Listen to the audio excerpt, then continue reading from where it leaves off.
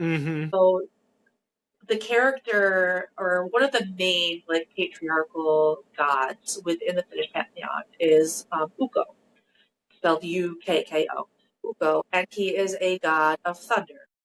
So because he's associated with lightning and thunder, some people will compare him to Thor. But none of the Mm-hmm. stories in his mythology, as I understand it anyway, are similar to Thor's story in Norse Germanic mythology, which I have actually read and, taken apart to a relatively reasonable degree. Väinämöinen, who I mentioned earlier, which is probably not, a lot of people debate whether or not he's even a god. He's probably more accurately a folklore figure. I kind of view him as sort of like a ancestral figure in the same way that people look at saints today, or even Mm-hmm. like Baba Yaga, where she's not really a goddess; she's sort of like a folklore figure. But Mm-hmm. Väinämöinen, a lot of people will compare him to Odin, because especially in Odin's incarnation as like the Wanderer or the Wizard. Yep.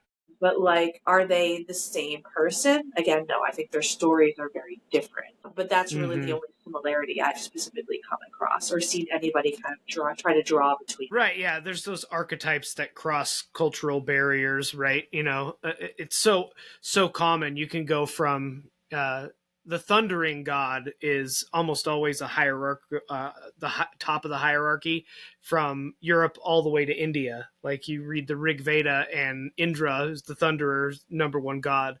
There's something about that experience for us as humans with thunder, with the storm, not only the purification, the power, the cleansing, but also the bounty that it produces, that generative power of the thunder, and so that's really interesting to see it reflected.